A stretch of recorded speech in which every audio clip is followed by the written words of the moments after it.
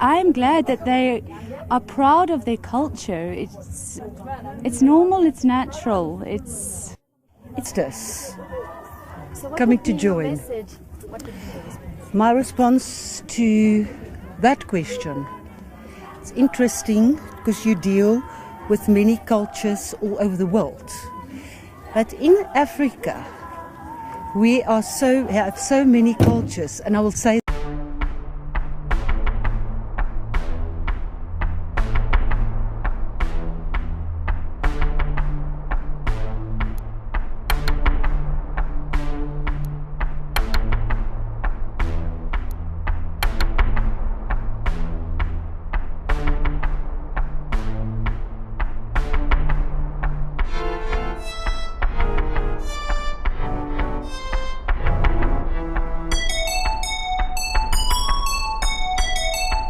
culture since it has been westernized, or we live in an Eurocentric world, so